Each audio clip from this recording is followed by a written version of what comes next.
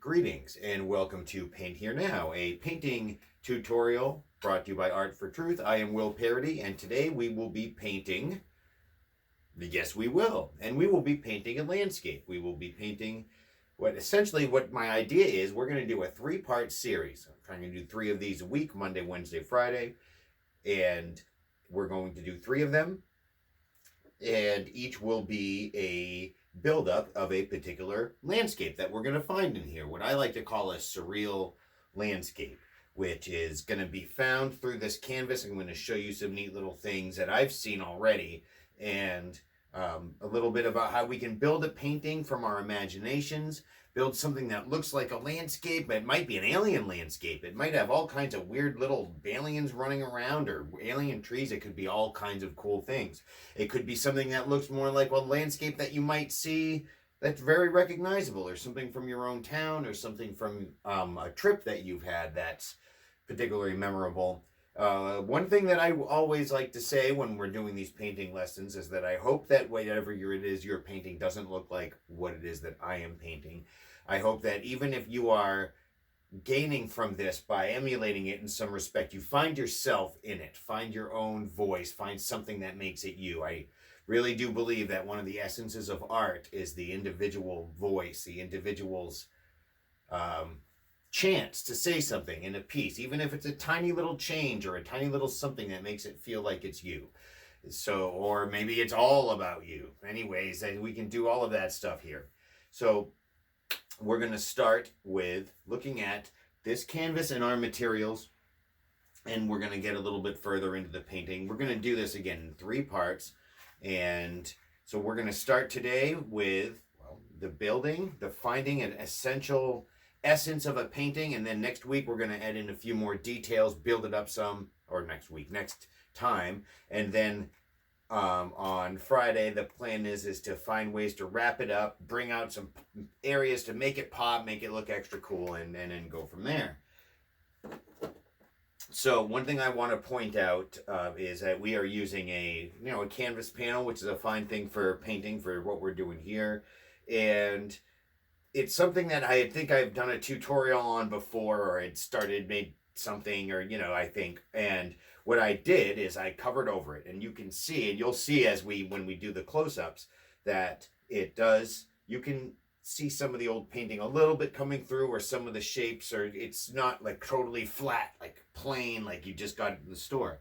That's a good thing, and I want to point out and really exemplify how that can be a positive. It's a good way to use stuff that otherwise wouldn't be used. A no canvas left behind policy is something that I like to stand behind. Even if you don't paint from what was there and build from the same painting, even if it changes, even if you cover it up, you can still get character from the thing beneath. And what we're going to do is we're going to find our landscape through the things that are in here already.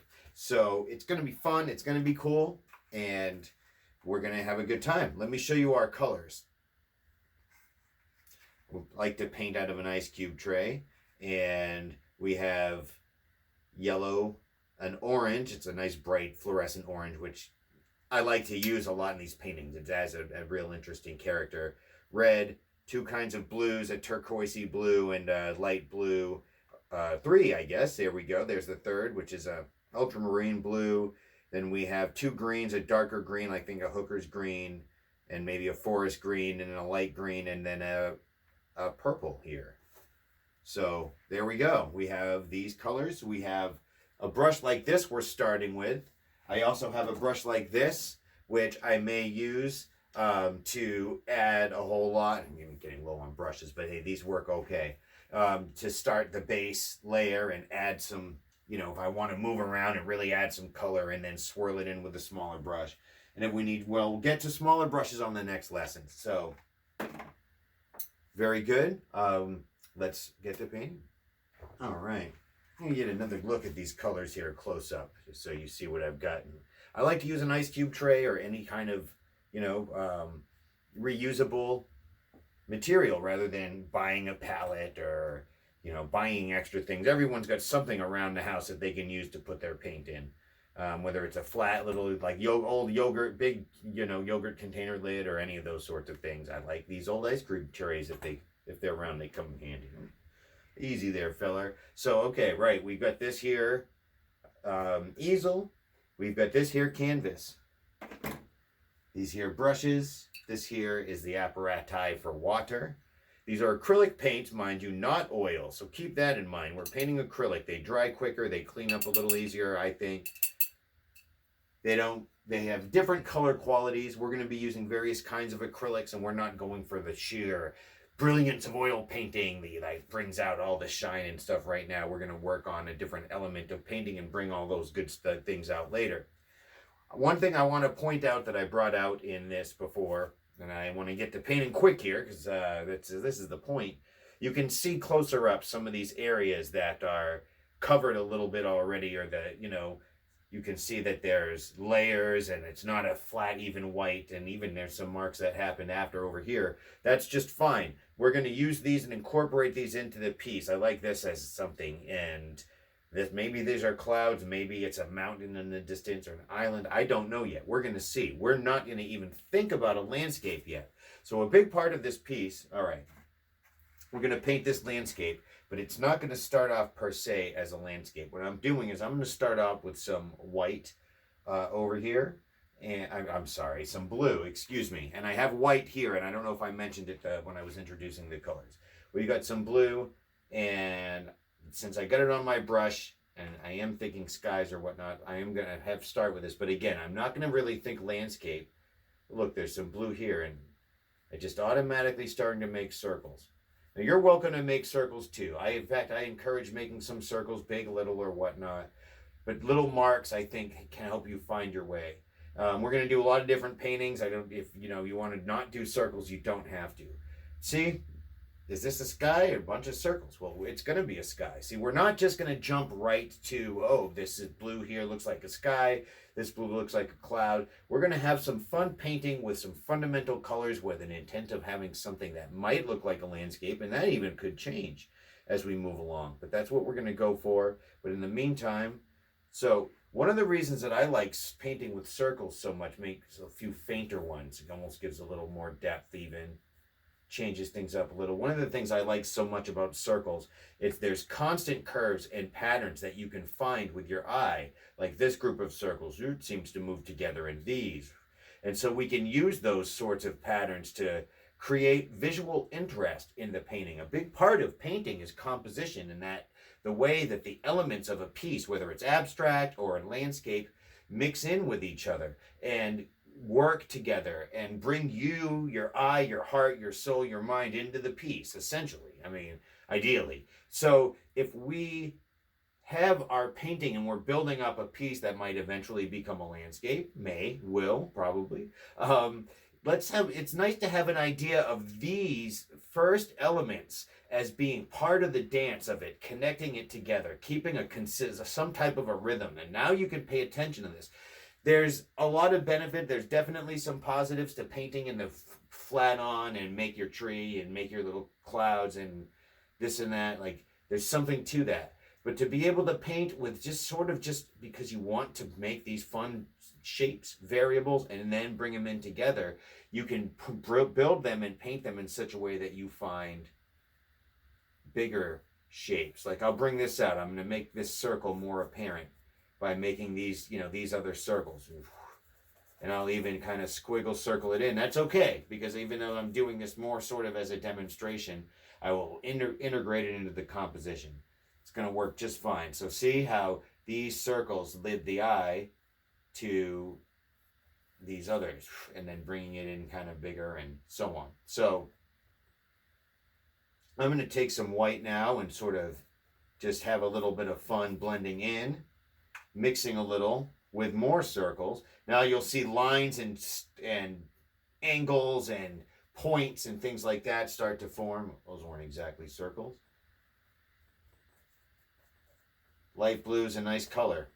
White and blue go well together. You can see a great variation between high values or strong lights and darker tones, like the darker blues. Speaking of darker blues, let's do that. Oh yeah, we're just sort of add some circles and dots. And again, I'm sort of following there's this shape we made here, then these others that happen. One of the, again, with circles and moving around in this way, you can find your eye moving to different shapes and areas that seem to make some sense.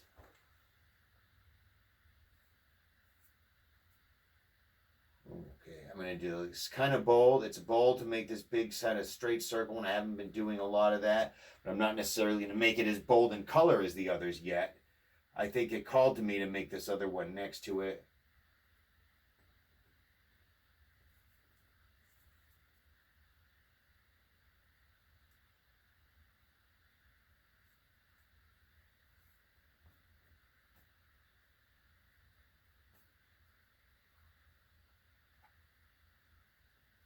Okay, so now we added some green all of a sudden. Keep it low, but not necessarily. I'm going to bring it up a little bit. I'm not necessarily going to bring it around as much as I did with the blue. Again, we're sort of going for a landscape, so I'm going to add these colors in the form that might maybe be trees eventually. Already, we're starting to see some life in this, some things. So we have something that could be a face, eyes, and a big mouth, or a, beginning of another face, a silly thing, and then eyes here. Faces within faces, I'm a big fan of that. If we wanted, but again, we're going to keep building and building this. But all of these little elements now, rather than just painting a flat sky and plant trees, before we've even, only a few minutes, we've more or less covered the canvas. Add a little bit more interest there. We have some real interesting visual elements going with some contrast, some cool colors. We haven't got the warms yet, but we'll get there. We have what could very well be the intonation of, or, beginning of some type of tree, some flora. Definitely flora. We still have this open, so the eye's still going there. Your circle's still this circle's still important. This one is. You have all these other elements. So see, painting is not just about, I'm going to try to find this tree here or this shading for this cheekbone and whatnot. No, it's about going in and exploring and finding a mode of music, a mode of painting, rhythm, of fun for yourself. And more than just fun. I mean, I say that almost glibly. I want you to have fun doing this. This should be fun. But there's also something beyond fun about painting, fundamentally art. It's essential need to us, but I think it really should be. If it becomes tedious and laborious consistently, then it's mainly more about work. Art, and if it gets that way, then do something fun with it. That's the essence of fun in art, really, too, is keeping it consistent, but when you lose it, do something dramatic that's just fun, like silly and goofy and scribble, or make a big square where there's nothing but tiny marks and circles, whatever, when we'll definitely get into that along the way. So what we're going to do here, in fact, we're going to make a few more layers. I brought in a little bit of purple, and I'm making in, because now we've got enough colors that we've mixed in, and even on the brush, which I haven't cleaned yet, that we can get a little bit of some muds and grays and browns. Even bringing out a few in the sky, which may well be the sky. Again, I have intention for a landscape, and it will likely happen, because you can really pull any kind of painting out of anything, and it's already very much landscapey. But if I'm painting along and I'm feeling a rhythm, and I'm not just thinking with my mind, but feeling with my spirit and heart and whatnot, it might turn into something more than what I intended. And then it's happened to me before. Start with a landscape, end with a portrait or an abstraction, or vice versa, or all of the above, or other things. So there we go. We're adding just a few more marks that are not as bold as a lot of the others we've made, which we want in any kind of a landscape, unless we want to do something that's real bold and flat and like maybe comes out in sharp contrast. Like the Fauves and Matisse, maybe, and some of the people like, in the old days, or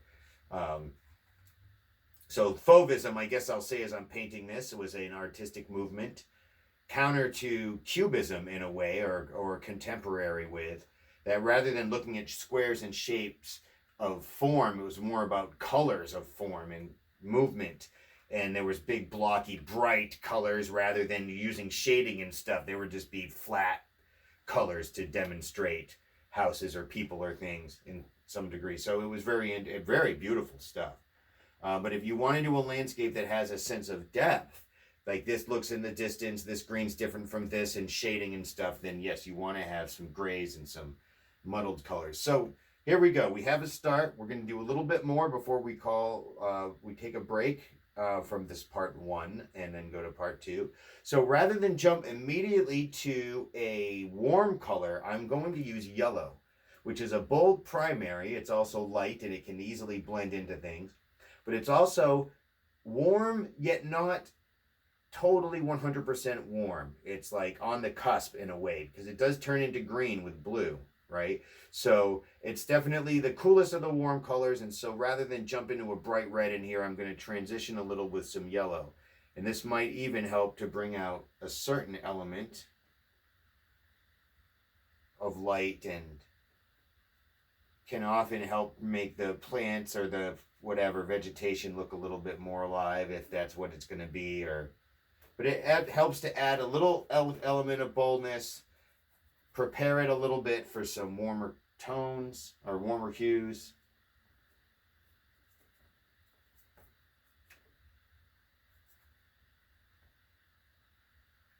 And then we do a little of that, and then something like that, because we want to have some fun and keep things moving.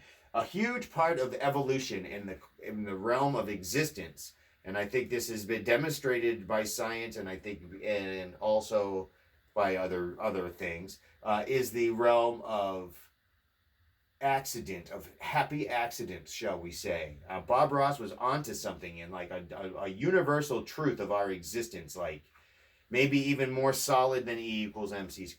The point of it is that for there to be change, for there to be evolution, for one thing to move from one way of existence to the next, and it's very much true about art, both in individual painting and art as a whole as we grow as people, is the need for change and evolution. And that happens with accident, with serendipity, with somehow something that wasn't in the plan, or something outrageous, or something that just comes out of nowhere being formed into the larger existence of the universe and made to work, and then changing it, whether that universe is the single-celled organism itself or the cosmos as we know it and as we don't. So I added those little splashes in. We're going to see how they kind of intermix along the way. Plus, it's nice to see how they can interact with the yellows. Everything's a little bit muddy, and that's good, because we're still working on this, again, early layers. We're going to put bolder colors on top of a lot of these, and so it's going to really make a lot of the things jump out a lot, more. We're going to get a lot more dimension and space out of it that way. Just add some white, and as again, I'm making circles and weird shapes and just sort of blending some stuff in. If this looks almost like a mess, or it's going to do, then that's the point. But there's some, you can still see there's some rhythm to it. There's movement, there's work, there's ideas. There's an adherence to some sense of, I don't know if pattern's the word, I guess, count, some sort of sense of coherence and composition. So now I'm going to add a little bit of red, because red definitely adds some boldness. And when it's mixed with the green, it actually brings green back. It takes some boldness away from it. And it's a very useful color when we're going to use things like greens. And maybe there's going to be some water here and some greens on this side. So this is a point where we can start making decisions about what kind of landscape this might be. Again, I'm doing this in 3 parts, and I'm trying to keep them fairly short. So on a painting that I might be doing for myself, this could take weeks to figure out, if not more, and then go on. And then the layers keep building and building, and things get very, very thick. So, but here, a little bit more white, oh, those are nice. See, you can add some nice white circles into things. They'll start off white, and then they'll start mixing with some of your wet colors, and it just adds a nice way of intermixing some of what you already have, and maybe finding new forms, or finding the forms that are there, bringing out the next phase of them. So I'm going to add some dark green and just start making a few bolder marks up front because I was feeling this is just getting a little stagnant. See what that did already? It really made some action happen. Action. I get it. Oh, hold on. I get it. Bear with me for a second. Action. All right. If that even works. So I like that. I like having some action.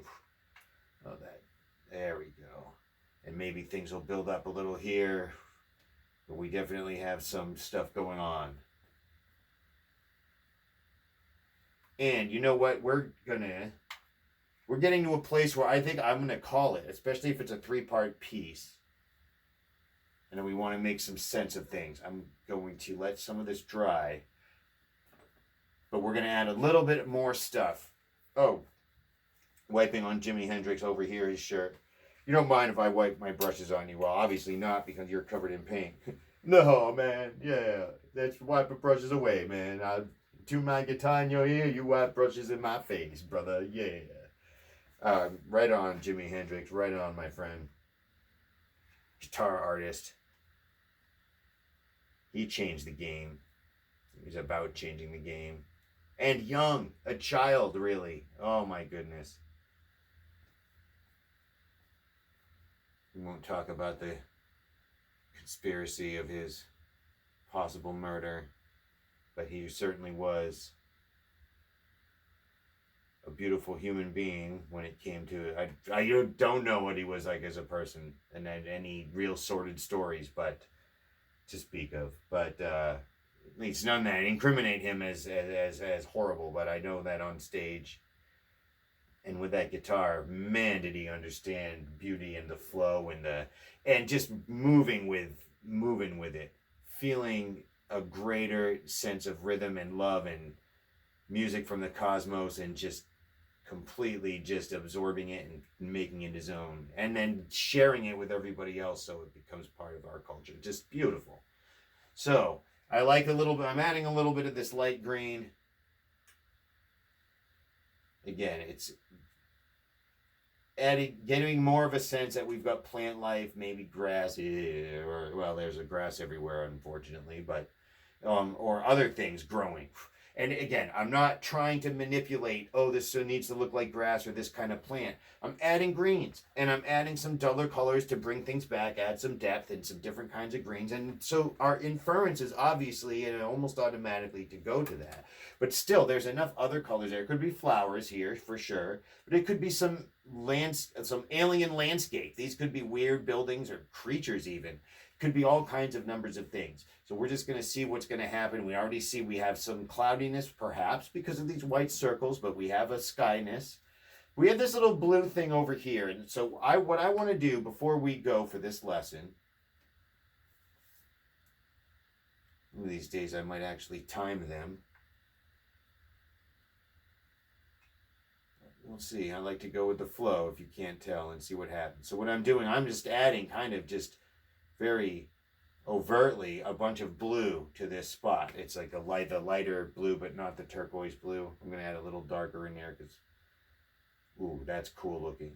And I basically just want to, in some way, insinuate some water in here. Perhaps it's a river or a little lake or just something. And maybe we'll change that. But I like that blue. I like that connection. I still don't know what we're doing here, but that's cool. Remember, could be a surreal landscape. This could just be some weird abstract circle. It could be some form. It could end up blending into things, being part of the cloud. I don't know yet. But we're going to leave this here as part of the mystery of what might happen next. And same thing in here. Is this going to be move up? Is this going to be confined? Like, what's this? You know what? No, I don't want to leave that a mystery. I want to make a little bit more mark here. And then we can always change that, because I don't want to get too contrived in trying to think of what things might be. But what I did do here was I made this feel like it could be a bit more back. And this could be further up than this, perhaps, which is interesting. And so we'll see what happens. Just to add to that a little bit of darker green. All right. We're going to call, it's so hard to stop. But you know what we're going to do? We're coming back to this. So we're going to try to keep this in sections, and it'll be all right. We're going to keep making our little surreal landscape, and we're going to build something cool out of this. as we already are. I hope you can see a cool rhythm and stuff. So, all right. I'm going to step back for a second. Alrighty, so we have a start. Not a bad start for a short bit of a piece, trying to move some paint around with some rhythm, some nice circles to find some flow. Painting should be about movement and some action and blending some colors and contrast. We added some splashes and a few things to just liven things up. We're starting to have some elements that could be trees, or they could end up blending back into the sky, some type of plant life, maybe some water in here. Again, I've been thinking this is going to be some sort of a landscape. We could have some buildings. It could be an alien thing. It could be abstract, but it's at a nice space to be able to look at and let dry. Maybe come back the next day or in an hour or two, whatever, depending on when it's dry and what you want to do. But be able to look at it and just feel what works, feel what doesn't, what's not making your eye move the way you want it to, or what do you feel could be brought out, or what's unfinished. All the classes I teach, almost everybody gets to a point in a piece where they don't care for it anymore. What are you going to do with it? Or they don't know what to do, or like they tried something and it didn't work the way they wanted it to. Do you give up, or do you lose faith? Or no, you just find the thing that will make it work. Sometimes it's a stark contrast. Sometimes it's just a subtle color change. Sometimes it's trying something that just comes from your heart, truly, like your favorite color, and maybe that just brightens up your day enough to find the way in the piece.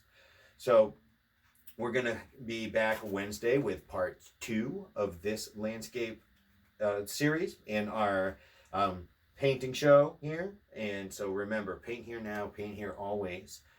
Make art. I'll especially now.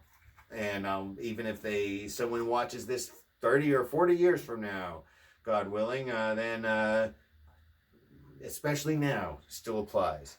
So thank you all very much for your eyes, ear, and time.